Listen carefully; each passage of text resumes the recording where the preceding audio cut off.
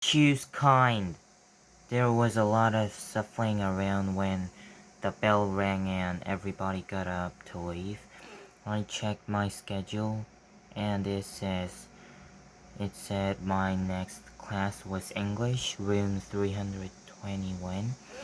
I didn't stop to see if anyone else from my homeroom was going my way.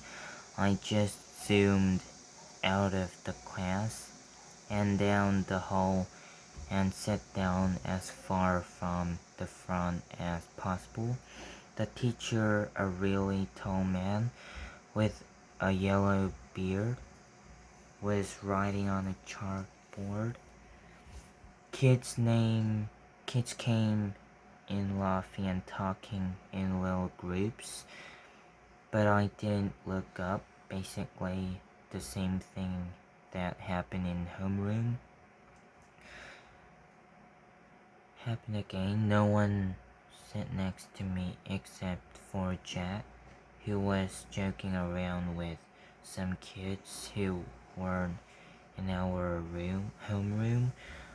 I I could tell Jack was the kind of kid other kids like. He had a lot of friends. He made people laugh. When the second bell rang, everyone got quiet and the teacher turned around and faced us. As he said his name was Mr. Brownie, and then he started talking about what we would be doing this semester. At a certain point, somewhere between A Wrinkle in Time and Scene of the Sea, he noticed me but kept right on talking. I was mostly doodling in my notebook while he talked, but once in a while I would sneak a look at me other kids. Charlotte was in this class, so were Julian and Henry. Miles wasn't. Mr. Brownie had written on a chalkboard in big block letters, precept. Okay, everybody, write this down at the very top of the very first page in your English notebook.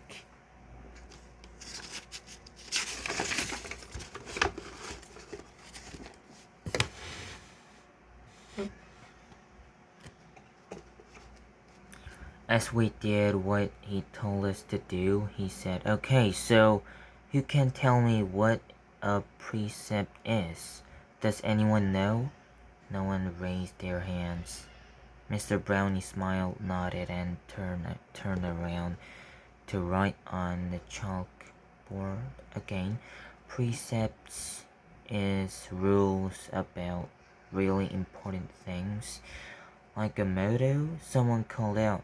"Like a motto," said Mr. Brownie, nodding as he continued, writing on the board like a famous quote, like a line from a fortune cookie.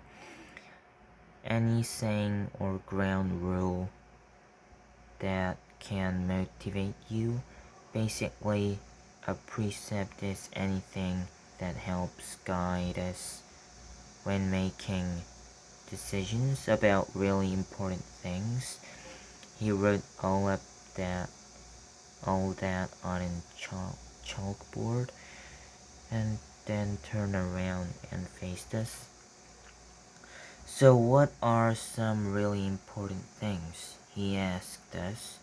A few kids raised their hands, and as he pointed at them, they gave their answers, which he wrote on the chalkboard in really sloppy handwriting. Rules, schoolwork, homework. "What else?" he said as he wrote, not even turning around, just called things out. He wrote everything everyone called out. family parents,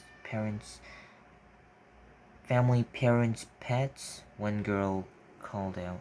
The environment, he wrote on a chalkboard and added, our world.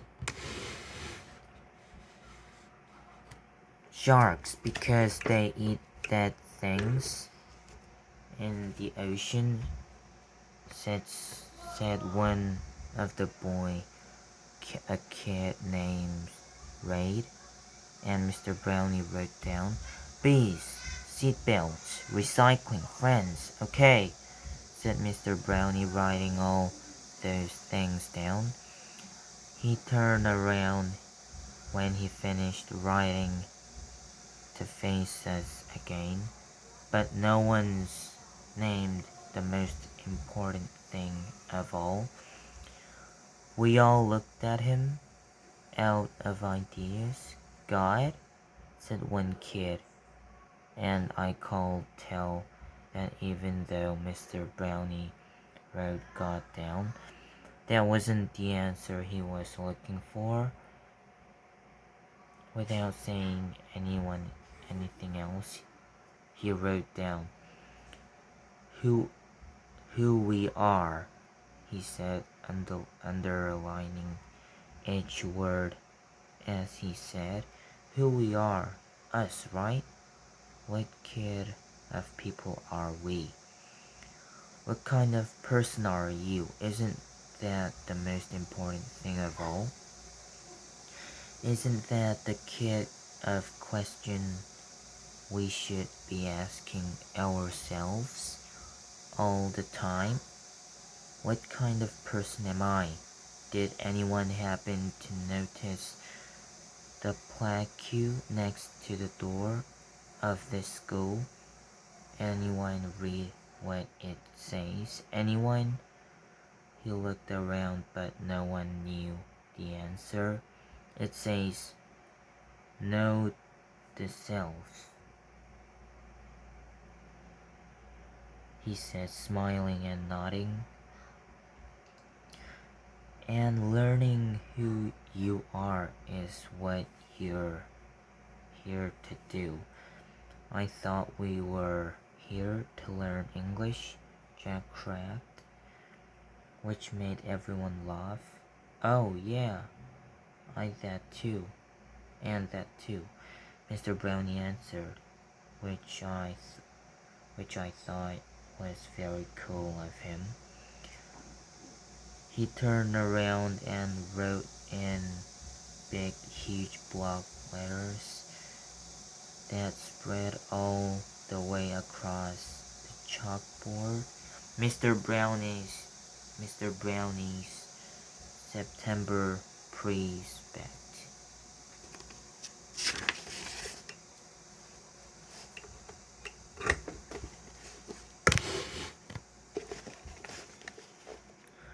When given a choice between being right or being kind, choose kind.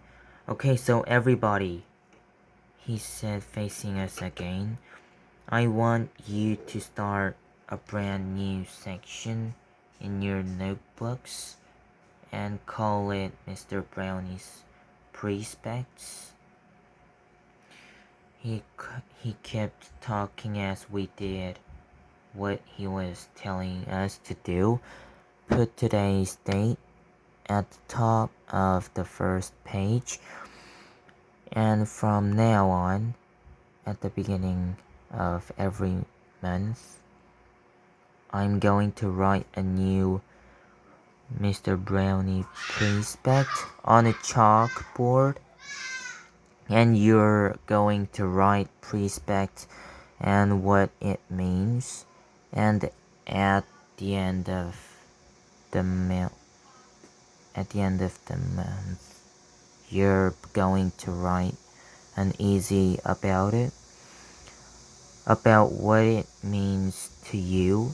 So by the end of the year, you'll all have your one list of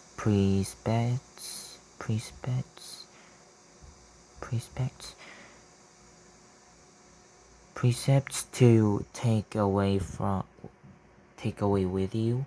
Over the summer, I asked all my students to can to come up with their very own personal precepts. Write it on a postcard and mail it to me from wherever you go on your summer vacation. People really do that, said one girl whose name I didn't know. Oh yeah, he answered. People really do that. I've had students send me new precepts years after they've graduated from this school. Actually, it's pretty amazing. He paused and stroked his beard. But anyway, next summer seems like a long way off. I know, he joked, which made us laugh.